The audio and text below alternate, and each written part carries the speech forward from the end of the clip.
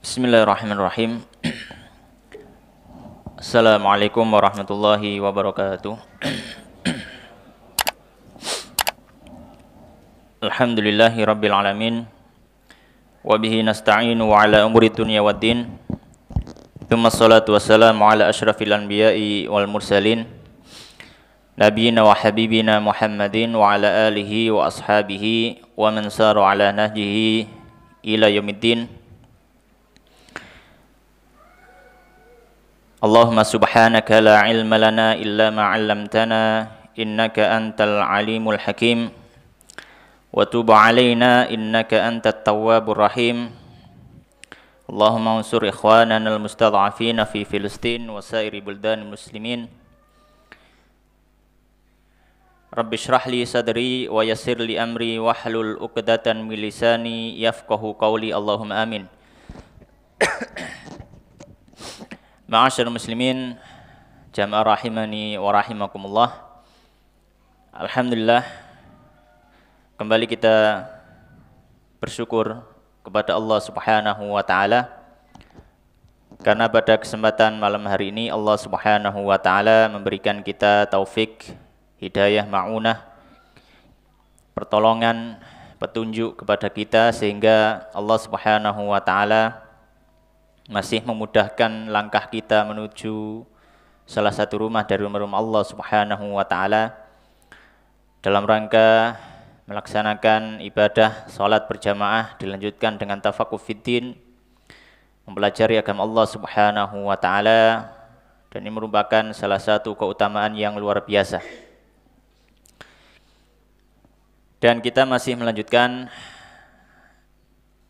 mengkaji dari kitab Matan Abu Syuja' atau Matan Takrib disertai dengan syarah At-Tadhib fi Adillati Al-Ghayah wa Takrib, yang mana Matan Takrib ini ditulis oleh Al-Qadhi Abu Syuja' rahimahullahu ta'ala, dan syarahnya At-Tadhib ditulis oleh Profesor Dr. Mustafa Tib Al-Bughah hafizahullahu ta'ala.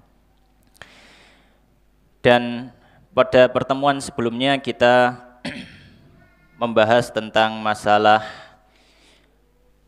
bersucinya orang yang memakai jabiroh atau jabair, yaitu memakai sesuatu yang menutup anggota wudhunya atau anggota badannya atau anggota mandi besarnya. Dan juga kita sudah membahas tentang masalah najis. Dan insyaallah malam hari ini kita memasuki bab terakhir atau pembahasan terakhir yang biasa dibahas oleh para fuqaha ketika membahas kitab Thaharah, yaitu bab atau pembahasan darah wanita. Dan pembahasan ini sebagaimana disebutkan oleh para fuqaha, para ulama, kalau mau diperinci maka bisa. Kalau mau disederhanakan juga bisa. Bahkan ketika para ulama melihat kepada pembahasan darah wanita ini, mereka memperinci, bahkan membuat kitab tersendiri, membuat pembahasan tersendiri. Ya. Bahkan banyak dari para ulama salaf yang menyampaikan tidak ada perkara atau pembahasan fikih yang membuat bingung laki-laki melebihi fikih darah wanita. Kenapa? Karena laki-laki tidak mengalami, yang perempuan juga tidak bertanya. Bodoh gak ruwih, wis bingung. Akhirnya hilang ilmu nih. Sama seperti waris. Ilmu waris itu juga sesuatu yang orang yang nggak tahu malas mencari tahu. Orang yang tahu pun tidak bisa serta-merta memberitahu. Ya kan seperti itu. Kalau kita tahu misalkan ilmu warisnya seperti ini, disampaikan kadang yang bersangkutan marah-marah. Enggak melok-melok kayak cok, melok ngatur kan gitu ya. Yang nggak tahu juga nggak mau mencari tahu. Akhirnya ilmu itu hilang. Ilmu itu hilang. Demikian juga pembahasan fikih darah wanita itu, wabil khusus masalah haid. Maka ketika laki-laki tidak mengalami dan wanita tidak mau bertanya, ya akhirnya sudah. Semakin lama semakin hilang. Dan banyak dari ulama terdahulu yang membuat satu risalah khusus. Karena memang pembahasan darah wanita ini kalau mau diperinci bisa diperinci, dan kalau diperinci mungkin akan membuat orang bingung karena pembahasannya cukup rinci. Bahkan Imam Ad-Darimi ya rahimahullah taala yang punya kitab Sunan Ad-Darimi, beliau membuat kitab Ahkamul Mutahayyirah, hukum-hukum bagi wanita yang bingung membedakan dia itu darah haid atau bukan. Ya. Itu termasuk ulama yang terdahulu Imam Ad-Darimi. Ya, sampai hari ini para ulama membuat pembahasan khusus. Tapi ala kulli hal ya, untuk kalangan umum kita sampaikan, kalau untuk kalangan umum maka cukup kita sampaikan secara umum saja. Karena kalau kita sampaikan secara rinci orang kan bingung. Ya. Maka insya Allah di Matan Abu Suja ini memang akan dibahas secara umum saja. Yang penting kita tahu poin-poinnya. Kita tahu poin-poinnya, insya Allah ya kita bisa langsung mengamalkannya. Maka di sini di pembahasan darah wanita ini beliau membagi dua pembahasan besar. Pembahasan yang pertama adalah penjelasan darah apa saja yang keluar dari wanita, dari farjinya, beserta dhawabitnya, beserta dengan rambu-rambu, ukuran-ukuran, dan seterusnya. Kemudian yang kedua adalah apa hal yang tidak diperbolehkan secara syar'i sebagai konsekuensi dari hukum darah tadi. Ya. Maka di sini beliau mulai dengan bagian pembahasan yang pertama, yaitu pembahasan darah apa saja yang keluar dari farji wanita. Maka kita baca apa yang disampaikan oleh Imam Al-Qadhi Abu Syuja rahimahullah ta'ala. Beliau mengatakan faslun, bismillahirrahmanirrahim. Qala al-musannifu rahimallahu ta'ala wa nafa'ana bi ilmi fid dunya wal akhirah wa dakhalahu fasiha jannatihi Allahumma amin. Faslun, pasal yang baru. Wa yakhruju, dan keluar, minal farji, dari farj. Ya. Farji itu adalah bagian vagina wanita, itu farj yang dimaksud di sini. Tapi secara bahasa memang farj itu bisa mencakup kubul atau dubur. Tapi yang dimaksud farj di sini adalah bagian vagina wanita. Beliau menyampaikan yang keluar dari kubulnya wanita, salah satu dimain, ada 3 darah. Darah yang keluar dari farji wanita dilihat dari sisi hukum syar'i, maka terbagi menjadi 3. Maka kita tahu di sini, saya sampaikan bahwasanya dilihat dari sisi hukum syar'i, maka mungkin akan berbeda dengan hukum tibbi, hukum kedokteran. Barangkali dokter mendiagnosa, oh ini darah ini misalkan. Ini darah A, oh ini darah B. Barangkali kedokteran memiliki pembagian lebih banyak atau yang lebih sedikit, maka tidak ada urusan. Karena setiap cabang ilmu membahas sesuai dengan rambu-rambu di cabang tersebut karena memberikan konsekuensi berbeda. Dokter ketika membahas darah yang keluar dari farj akan menimbulkan konsekuensi orang ini sehat atau sakit. Tapi kalau fuqaha membahas darah, nggak peduli dia mau sakit mau sehat enggak. Karena apa? Nanti dampaknya beda. Dampaknya adalah orang ini nanti boleh nggak melakukan ini atau tidak boleh. Ya. Maka di sini kita tahu barangkali kalau secara pembelajaran fikih itu masuk darah haid. Tapi misalkan dokter mengatakan, oh itu bukan darah haid. Apakah berarti kita megang pendapatnya dokter untuk mengamalkan ibadah? Tidak. Karena masing-masing punya apa? Punya pembahasan dan punya dhawabit. Dari mana dokter mendapatkan kesimpulan dan dari mana ahli fikih mendapatkan kesimpulan. Ya. Ini yang perlu dipahami. Maka di sini beliau menyampaikan darah yang keluar dari farj wanita itu terbagi menjadi 3. Tidak ada yang keempat. Ya. Dan ini dibagi 3 ini dalam hubungannya atau dalam dampak yang akan diperoleh bagi si wanita. Apa saja? Yang pertama, damul haidhi, darah haid. Yang pertama apa? Darah haid.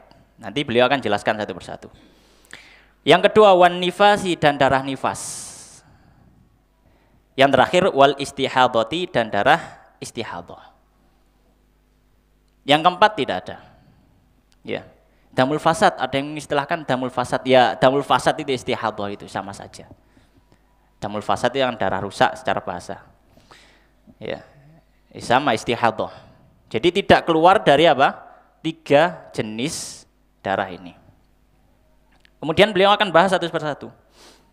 Apa itu haid, apa itu nifas, apa itu istihadah, dan apa dhawabitnya, ya, apa ukuran-ukurannya. Beliau mengatakan, qala fal haidu, maka haid yang pertama ini. Apa haid itu? Beliau mendefinisikan haid itu, huwa yaitu ad-damul khariju, darah yang keluar, min farjil mar'ati, dari farj perempuan, dari vagina perempuan. Ya. Maka tidak termasuk kalau misalkan darahnya tidak keluar dari apa? Farj. Ya. Atau dia keluar dari farj, dari kubul, tapi laki-laki, maka tidak masuk.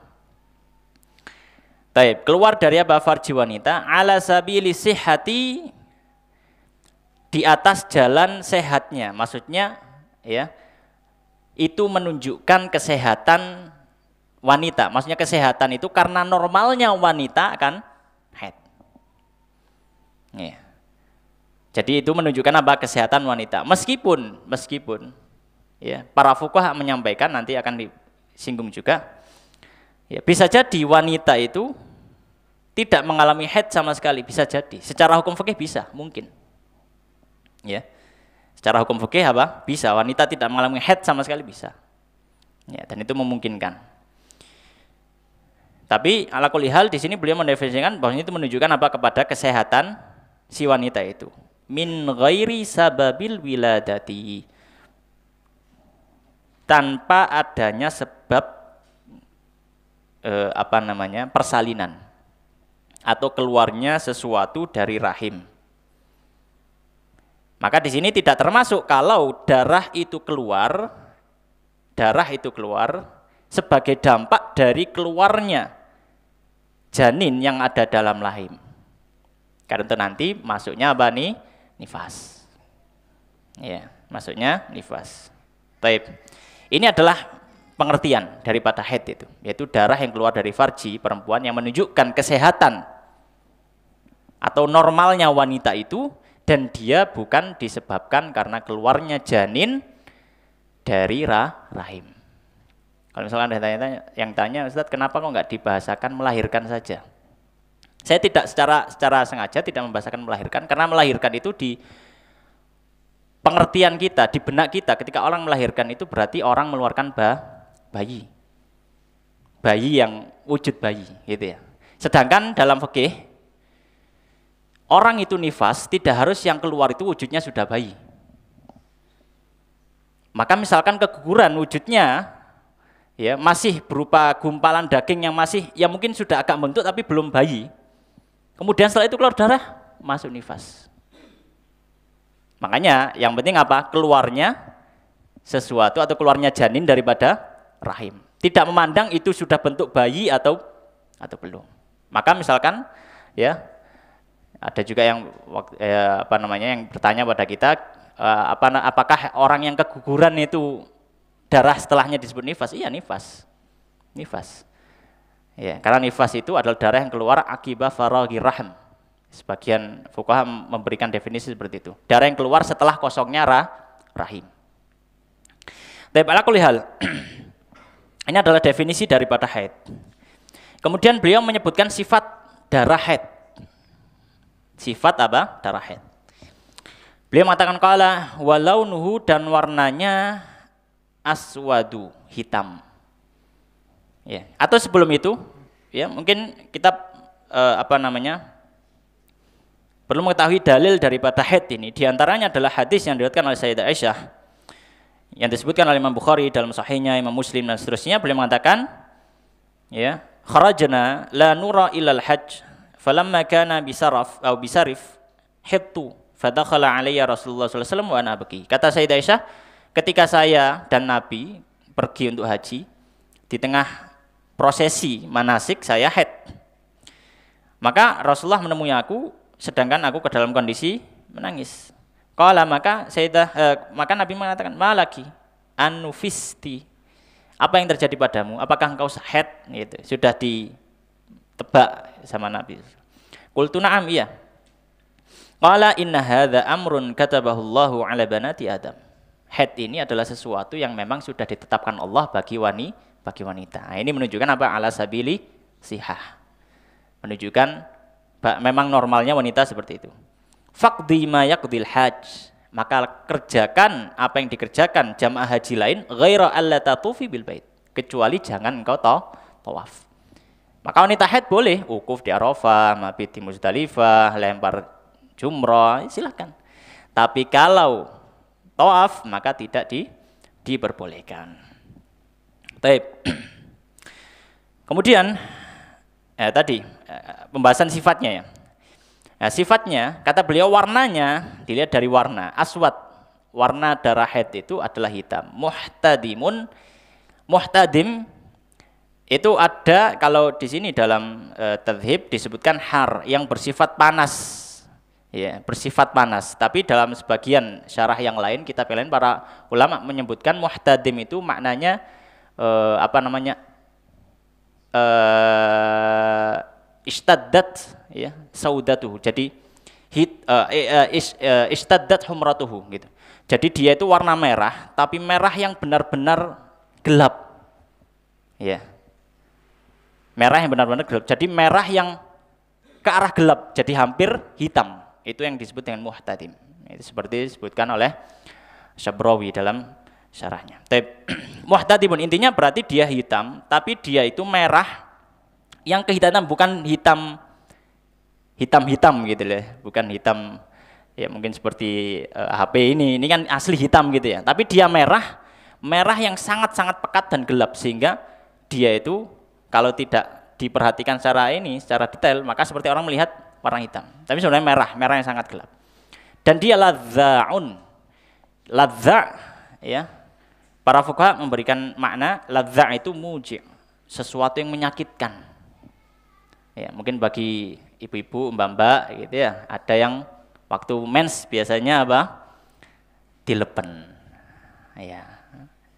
Namanya dalam bahasa fikihnya ladza. Ya, menyakitkan ya. Itu memang normal. Ya. Sabar saja, memang seperti itu. Tapi ya kalau misalkan minum obat atau apa enggak masalah. Nah, ini adalah sifat daripada darah haid. Ya, sifat daripada darah haid. Dalilnya apa? Di antaranya apa yang diriwayatkan oleh Imam Abu Dawud dan juga Imam An-Nasa'i dari hadisnya Fatimah binti Abi Hubaish radhiyallahu taala anha, yang beliau ini terkenal dengan hadis istihadhahnya karena beliau itu wanita yang mengalami apa? Istihadhah. Annaha kanat tustahad.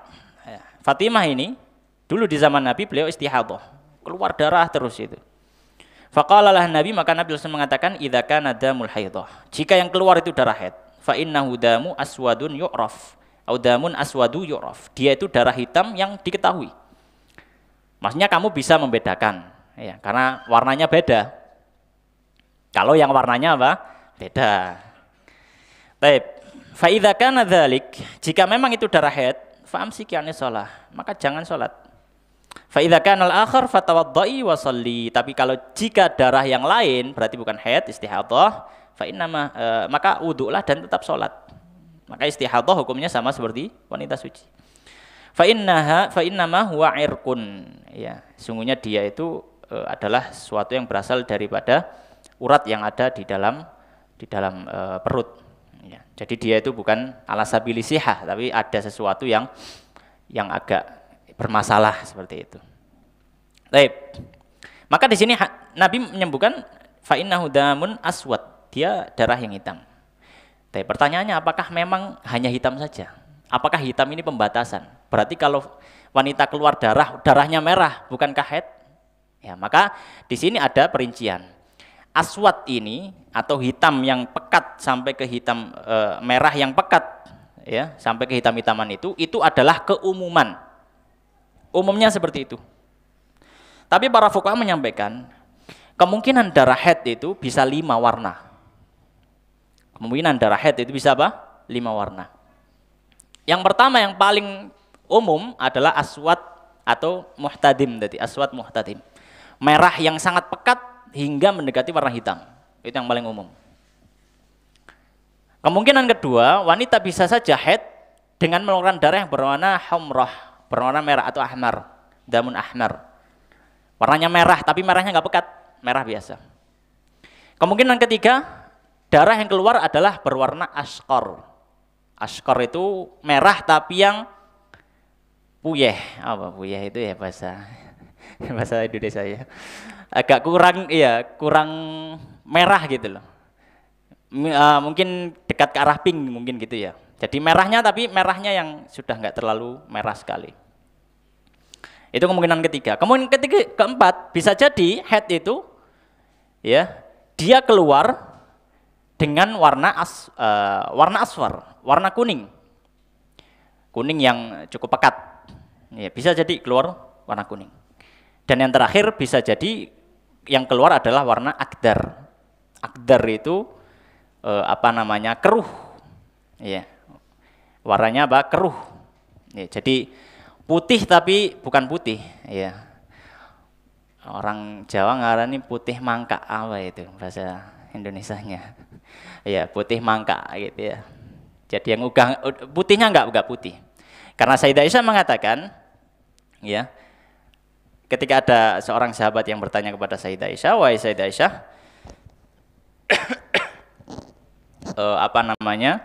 tentang masalah bagaimana saya mengetahui saya sudah suci?"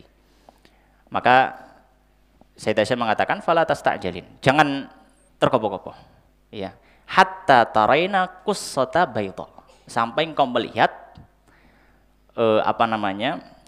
putih yang bersinar gitu ya, putih yang mencolok. Dalam artian putih yang bersih. Dalam artian jangan langsung dihukumi suci sampai memang yang keluar itu adalah, mohon maaf, lendir yang memang benar-benar putih, sudah nggak ada warnanya, nggak menimbulkan bercak. Nah, gitu ya. Kalau wanita mungkin tahunya bercak. Tapi kalau masih bercak itu berarti belum suci. Ya. Nah, ini di zaman atau di waktu yang memang kemungkinan biasanya dia haid. Tapi kalau di luar waktu yang biasanya dia haid, ada kemungkinan itu adalah istihadhah. Karena dalam riwayat yang lain, ya, para sahabat wanita menyatakan, ya, bahwasanya kami dulu tidak menganggap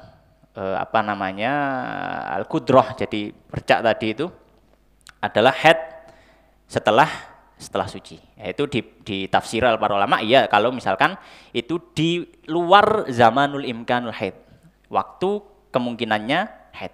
Tapi kalau masih dalam waktu kemungkinan dia haid, maka dihukum haid meskipun bercak. Ya. Tapi ala kulli hal, jadi ada 5 warna yang kemungkinan wanita masih dihukumi haid dengan 5 warna itu. Ya. Jadi merah kehitaman, merah memudar, itu ya, merah memudar. Kuning cukup pekat dan bercak. Ini kemungkinan adalah haid. Baik. Kemudian beliau melanjutkan. Sekarang yang kedua, wan nifasu, darah nifas. Apa darah nifas itu? Huwad damul khariju akibal wiladati. Dia adalah darah yang keluar pasca persalinan, atau secara bahasa yang lain setelah kosongnya rahim dari janin. Ini nifas, ya. Maka di sini tidak termasuk kalau misalkan darah itu keluar bersamaan dengan janin tadi. Maka dia tidak dihukumi dengan darah nifas. Kalau secara bahasa ya, bukan secara syar'i, secara bahasa dia namanya damut talq. Ya, dam talq, ya. Darah yang keluar bersama dengan proses persalinan itu. Nah, dia tidak dihukumi haid, ya, tapi ya dihukumi istihadhah. Baik. Akibal wiladah, termasuk juga darah yang keluar sebelum melahirkan. Ya, sebelum melahirkan. Maka ini juga tidak dihukumi darah nifas. Baik. Kemudian yang ketiga, wal istihadhatu, dan istihadhah. Yang ketiga, darah terakhir istihadhah. Apa istihadhah? Huwad damul khariju, yaitu darah yang keluar fi ghairi ayyamil haidhi, di selain hari-hari haid wan nifasi, dan waktu nifas. Maka mudahnya darah istihadhah adalah darah yang bukan darah haid dan bukan darah nifas. Semuanya istihadhah. Semuanya istihadhah. Taib. Taib. Sebagaimana yang disebutkan dalam syarahnya di sini, ya, hadis dari Sayyidah Aisyah riwayat Bukhari. Ya, ja'at Fatimah bintu Abi Hubaish ila Nabi sallallahu alaihi wasallam faqalat ya Rasulullah inni imra'atun ustahadu fal athhur afa ad'u shalah.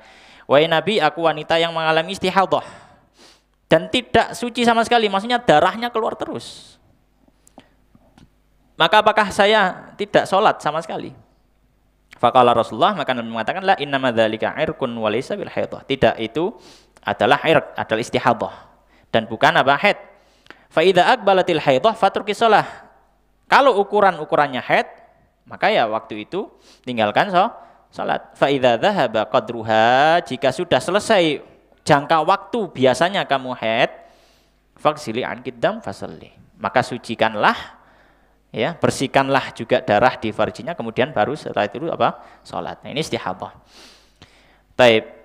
Nah, ini beliau membahas tentang definisi dan juga apa yang berhubungan dengannya. Sekarang beliau membahas dhawabit, ya, bagaimana kita bisa mengetahui ini istihadhah atau tidak. Beliau mengatakan qala wa aqallul haidhi yaumun wa lailah wa aktsaruhu 15 yauman wa ghalibuhu sittun aw sab'un.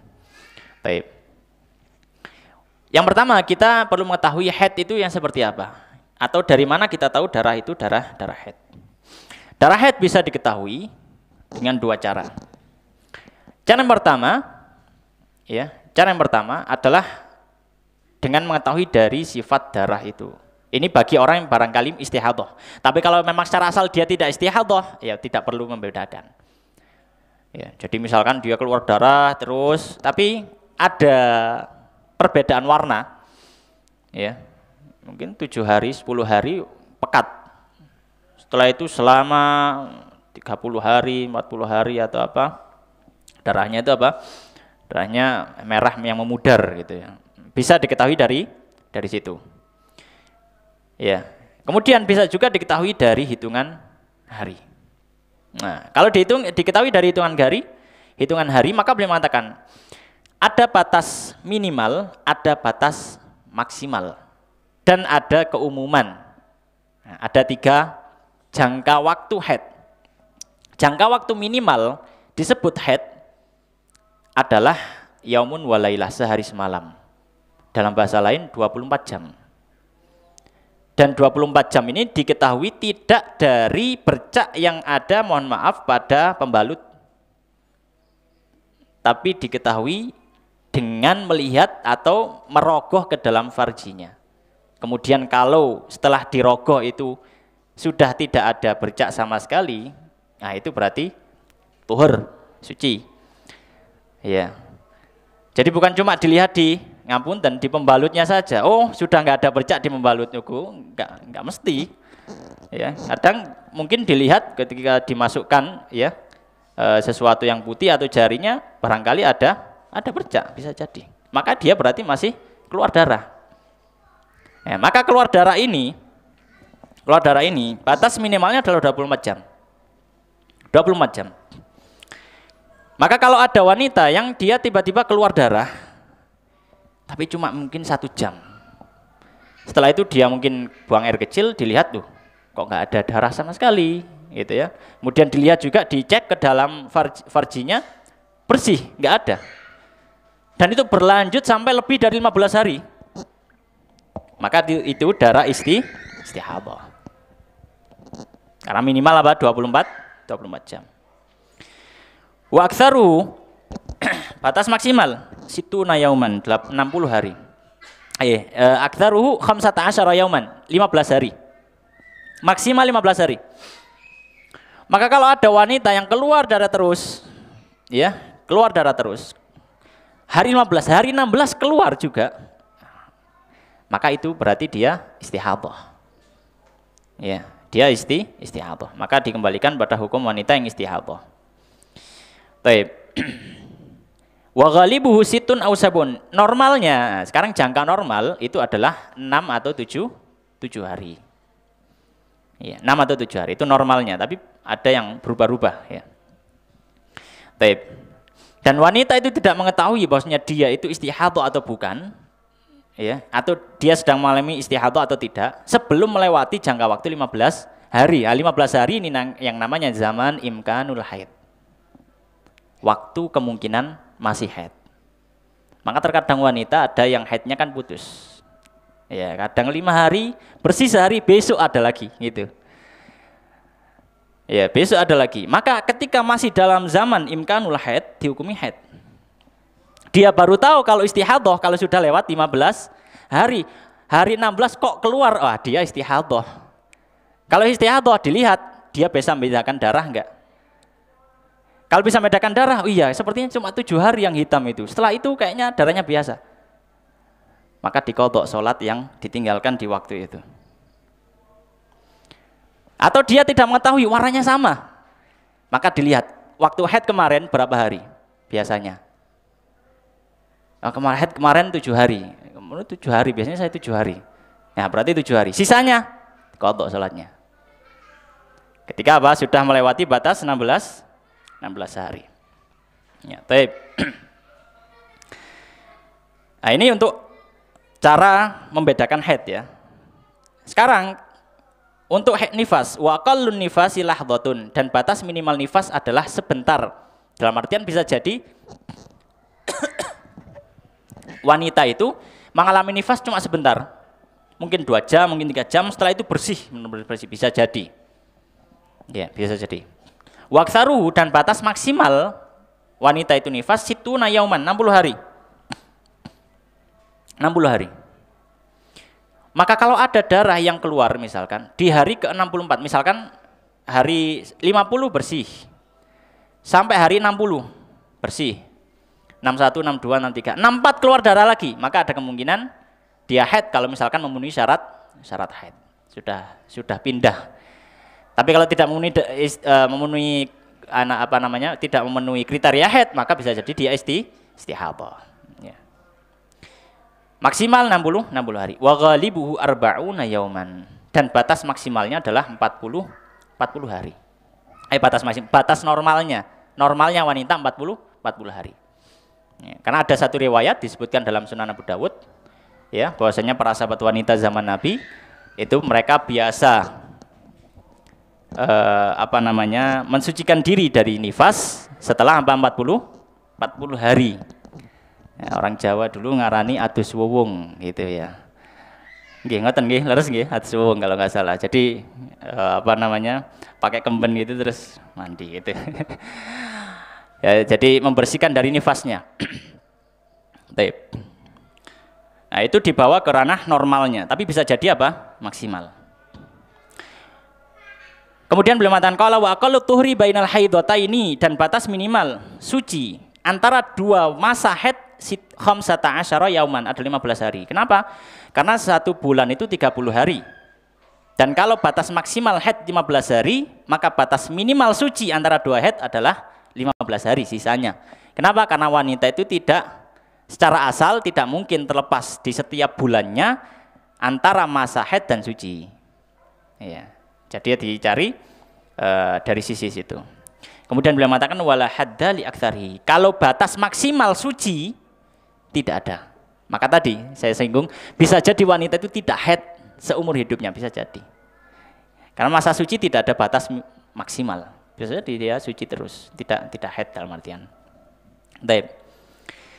Nah, kemudian beliau mengatakan qala wa aqallu zamanin, dan batas minimal umur tahidu fihil mar'atu, yang haid di dalamnya wanita adalah tis'u sinin, adalah 9 tahun. Maka kalau ada anak perempuan umur 8 kok sudah keluar darah, maka ini darah istihadhah. Umur 7 keluar darah istihadhah. Ya. Bukan darah apa? Darah haid. Ya. Jadi batas minimalnya adalah umur 9 tahun. Baik. Pertanyaannya dari mana ya kesimpulan ini didapat oleh para fuqaha. Ya, dari istiqra dan juga apa yang disampaikan oleh para tabi'in.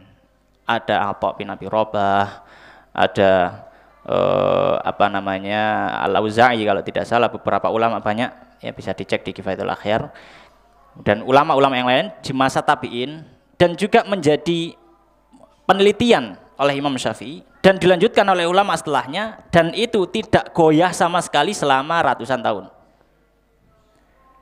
Maka dia sudah menjadi sesuatu yang sifatnya paten. Ya, sifatnya paten. Maka kalau misalkan tanya, bagaimana kalau misalkan kedokteran modern membantah apa yang disampaikan oleh ahli fikih? Misalkan, ya, kedokteran modern meneliti bahwasanya batas maksimal wanita haid hanya 7 hari saja. Maka kita katakan, yang pertama, tidak bisa dicampur. Dokter ngomong darah untuk urusan kesehatan. Fuqaha ngomong darah untuk urusan hukum syar'i. Yang kedua, apa yang disampaikan fuqaha sudah melewati ratusan tahun. Ya, ratusan tahun. Ya. Dan apa yang disampaikan ini, ya, mungkin ada beberapa khilaf di beberapa titik, ya, di mazhab yang lain, tapi secara umumnya hampir sama. Ya. Sehari semalam itu minimal, 15 hari itu maksimal. Iya, hampir di semua mazhab seperti itu. Iya. Dan maka tidak bisa digoyahkan dengan penelitian yang baru. Iya. Sebelum penelitian baru itu memang sudah melewati fase ratusan tahun dengan ukuran yang sama, kan seperti itu logikanya. Taib. Ya, kemudian beliau mengatakan waqalul hamli sittatu asyurin. Sekarang beliau menyampaikan, dan batas minimal hamil adalah 6 bulan.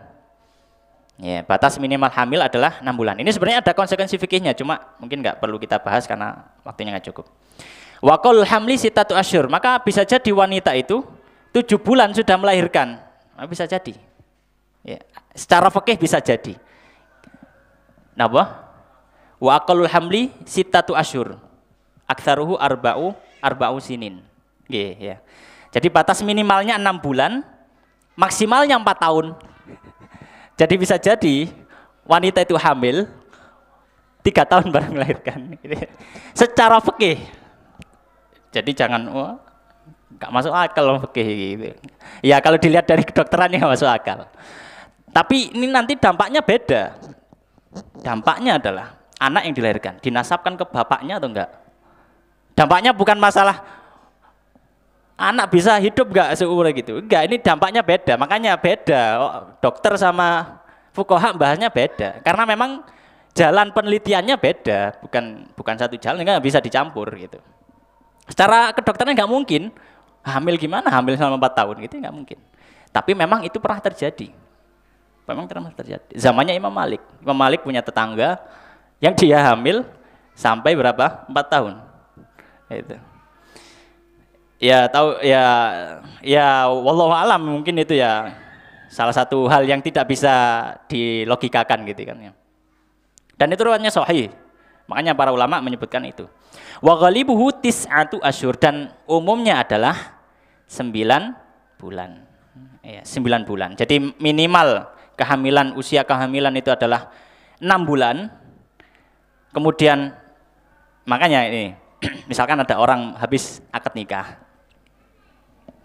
7 bulan setelah akad nikah kok lahiran. Anak sapa iki kira-kira? Anak ibu bapak nih ta? Anak tanggane gitu ya. Maka secara fikih dia dinasabkan ke suaminya tadi. Secara fikih. Tapi kalau misalkan dia akad 4 bulan, 5 bulan lahiran. Secara fikih anak ini bin ibunya. Nggak bisa dinasabkan ke bapaknya yang akad tadi. Karena nggak mungkin secara fikih dia lahiran kurang dari apa? 6 bulan, karena batas minimalnya 6 bulan. Taib.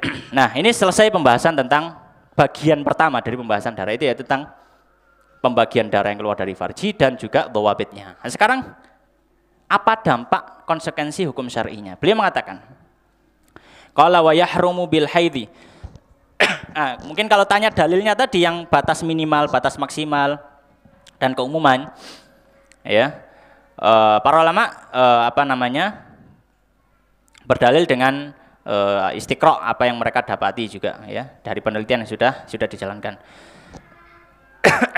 Dan batas minimal didapatkan dari firman Allah Subhanahu wa taala, wa hamluhu wa fisaluhu 30 syahra, dan hamilnya menyapihnya adalah 30 bulan. Dalam ayat yang lain wa fisaluhu fi amaini, dan menyapihnya di 2 tahun. 2 tahun itu berarti 24. Maka kalau disebutkan 30 bulan itu cukup untuk hamil dan menyapihnya 2 tahun berarti 24 bulan. Sisanya berapa bulan? 6 bulan. Berarti hamil itu masih mungkin dia memang hamil dinasabkan ke suaminya, kalau itu minimalnya apa? 6 bulan. Nah, ini kalau ditanyakan ke dokter ya nggak tahu seperti ini karena beda jalur ya. Baik. Nah, sekarang pembahasan tentang apa konsekuensinya. Beliau mengatakan qala wa yahrumu bil haidhi wan nifasi samaniyatu asya.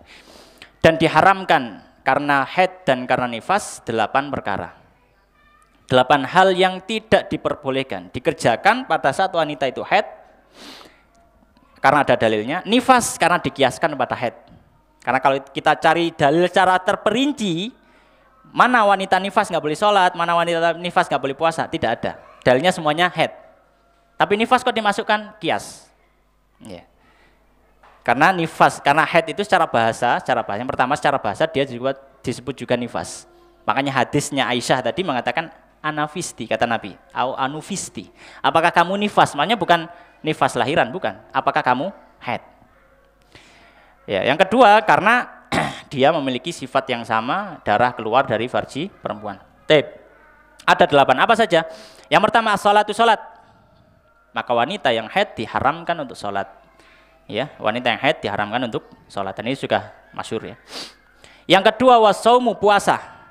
Maka wanita yang haid diharamkan untuk berpuasa. Ya. Sebagaimana dalam hadis ya, Abu Sa'id Al-Khudri, bahwasanya Rasulullah SAW mengatakan tentang wanita ya, dan beliau ditanya tentang apa yang disebut dengan 2 kekurangan wanita. Maka beliau mengatakan alaysa idza hadat lam tusalli wa lam tasum. Bukankah wanita itu kalau sedang haid tidak sholat dan tidak puasa? Maka kata Nabi fadzalika min nuqsani diniha. Maka itu menunjukkan kekurangan dalam agama karena dia tidak akan bisa mengerjakan peribadatan seperti laki-laki karena dia punya masa haid. Ya. Baik. Kemudian beliau mengatakan yang ketiga wa qiraatu Al-Quran, dan membaca Al-Quran. Wanita yang haid tidak diperkenankan membaca Al-Quran. Dalilnya apa? Dalilnya hadis yang diriwayatkan oleh Imam Tirmidzi dan juga Ibnu Majah ya, dari sahabat Ibnu Umar radhiyallahu ta'ala anha, qala, beliau mengatakan qala Rasulullah, bersabda Rasulullah SAW, la yaqra'ul junubu wal haidhu syai'an minal Quran. Tidaklah boleh orang yang junub ataupun wanita yang haid membaca sedikit pun daripada Al-Quran. Ya, membaca daripada apa? Al-Quran. Yang dimaksud membaca di sini adalah dengan mengeluarkan suara dari bibirnya. Maka bisa, kalau misalkan dia mau murojaah di dalam hatinya bisa, ya, tanpa apa? Mengeluarkan suara. Ya. Atau secara asal tidak keluar suara sama sekali, maka itu bisa juga, karena tidak termasuk disebut qiraah. Nah, qiraah itu adalah penggerakan daripada bibir dengan mengeluarkan apa? Suara. Baik. Yang keempat, wa massul mushafi wa hamluhu, dan menyentuh mushaf beserta membawa mushaf. Ya. Maka secara asal tidak diperbolehkan wanita yang haid menyentuh mushaf atau membawanya. Dalilnya apa? Dalilnya adalah firman Allah Subhanahu wa taala, la yamassuhu illal mutahharun. Tidak boleh menyentuhnya kecuali orang-orang yang suci. Dan kalau dikatakan tafsirnya ini adalah para malaikat, ya, maka kita katakan maka tidak tepat, ya, atau dikatakan oleh para ulama tidak tepat. Kenapa? Karena ada tafsiran yang lain dari para ulama yang menyatakan mereka manusia. Yang kedua jawabannya adalah karena di situ ada istisna, pengecualian. Kalau memang itu malaikat, maka malaikat semuanya suci. Apakah ada malaikat yang disifati berhadas?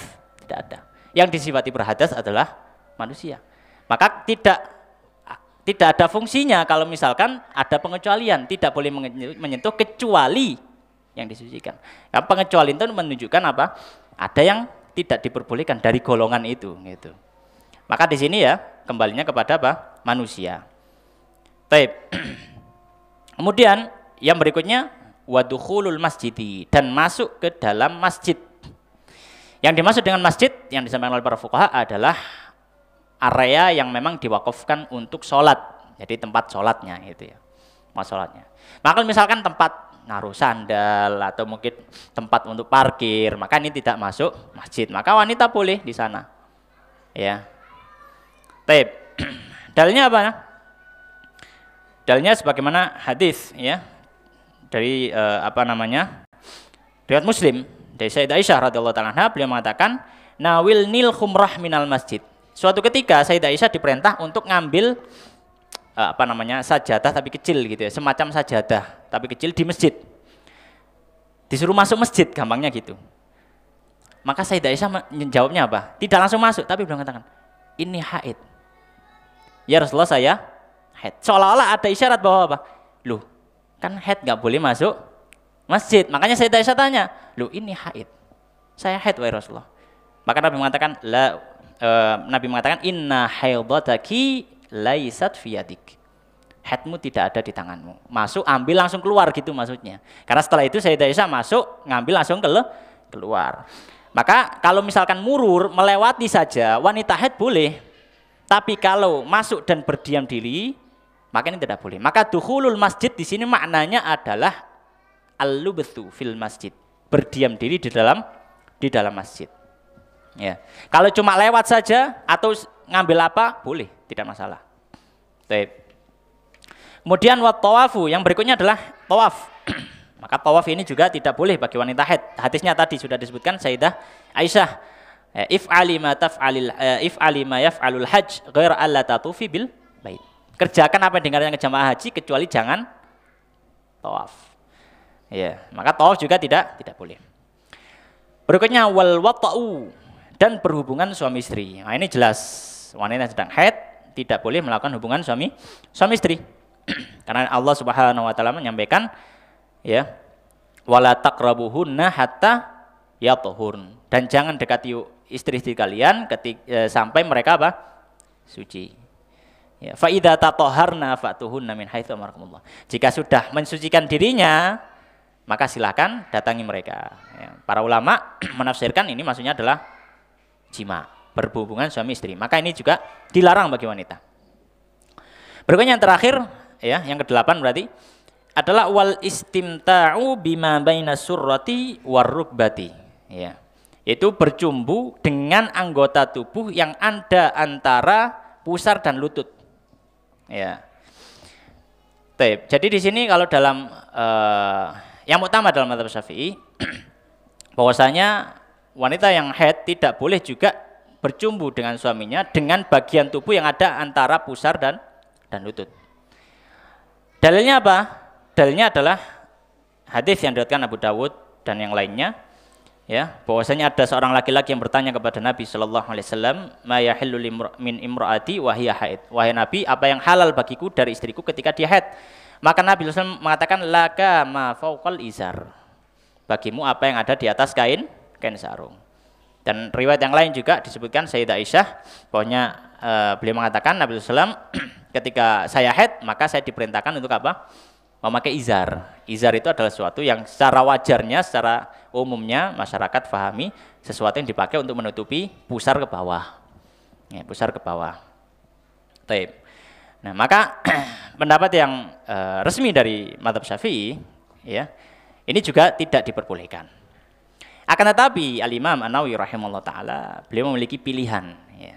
Pilihan itu diperbolehkan, ya. Berlandaskan pada hadis yang lain, bahwanya Nabi SAW menyampaikan tentang laki-laki juga yang bertanya kepada Nabi tentang apa yang boleh ketika wanita sedang haid, maka Nabi mengatakan isna kulla syai'in illan nikah, ya. Kerjakan semuanya, terserah kamu kecuali nikah. Nikah disebut di sini adalah jima, berhubungan suami istri. Maka selain berhubungan suami istri nggak masalah. Ya. Tapi ala kulli hal, ya, Ini sebagai bentuk kehati-hatian disampaikan oleh para fuqaha. Taib. Kemudian beliau menambahkan sedikit pembahasan yang sedikit keluar dari pembahasan darah wanita, tapi masih memang ada satu hubungan, yaitu hal-hal yang tidak diperbolehkan atau diharamkan bagi orang yang berhadas, baik kecil atau besar. Kalau tadi kita tahu haid itu termasuk hadas besar, untuk khusus wanita. Maka kita tahu hadas besar yang satunya adalah junub. Ya, maka junub ini mencakup laki-laki dan wanita. Maka beliau melanjutkan, qala wa yahrumu, dan haram 'alal junubi, atas orang yang junub, khamsatu asya'a, 5 hal. Lebih ringan atau lebih sedikit daripada wanita haid. Wanita haid lebih banyak yang dilarang. Orang yang junub, baik laki-laki atau perempuan, maka yang dilarang adalah 5 hal. Yang pertama, salat. Ya. Ya. Sebagaimana Allah Subhanahu wa taala menyampaikan, wala taqrabus sholata wa antum sukara hatta ta'lamu ma taquluna wala junuban illa 'abiri sabilin hatta taghtasilu. Allah Subhanahu wa taala menyampaikan, dan jangan dekati salat ketika kalian sedang mabuk hingga kalian mengetahui apa yang kalian ucapkan, dan jangan juga orang yang sedang junub. Ya. Maka di sini laki-laki junub tidak diperbolehkan untuk sholat ataupun perempuan. Dalil yang lain juga hadis yang masyhur, la yaqbalullahu sholata ahadikum idza hadatsa hatta yatawadda. Allah tidak menerima ya sholat seorang yang berhadas hingga dia berwudu. Berwudu di sini maksudnya adalah untuk mensucikan hadasnya. Maka kalau hadas kecil berwudu, tapi kalau hadas besar mandi. Baik. Juga dalam riwayat yang lain, dalam lafaz yang lain disebutkan, ya, la tuqbalu sholatun bi ghairi tahurin wala sadaqatun min wulul. Ya, riwayat yang lain dalam Muslim. Allah tidak menerima sholat tanpa bersuci. Baik. Maka jelas yang pertama adalah sholat. Yang kedua, wa qiraatul Qur'ani, dan membaca Al-Qur'an. Ya, membaca Al-Qur'an. Sebagaimana tadi dalilnya sudah disebutkan, ya. Hadis dari sahabat Ibnu Umar, la yaqra'ul junubu walal haidhu syai'an minal Qur'an. Ya. Tidak boleh atau tidaklah seorang yang junub ataupun wanita haid membaca sedikit pun dari apa? Daripada Al-Qur'an. Ya.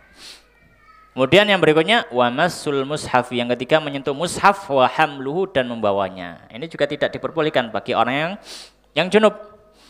Ya, bagi orang yang junub. Ya. Dalilnya apa? Dalilnya la yamassu ilal mutahharun, itu dalilnya. Karena itu mencakup semua hadas. Maka tidak boleh menyentuh Quran kecuali yang mutahharun, yang disucikan atau suci. Baik. Yang berikutnya yang keempat, wat tawafu, dan tawaf. Wat tawafu dan tawaf. Ya. Sebagaimana sudah kita ketahui, banyak tawaf ini adalah pada kedudukan sholat. Ya. At-tawafu mithlus shalah, atau kama qala sallallahu alaihi wasallam. Tawaf itu semisal dengan sholat. Jadi ya sehukum. Kalau kalau dalam halal yang memang dipersyaratkan. Dalam artian di sini dipersyaratkan pada sholat, yaitu suci dari hadas, demikian juga tawaf.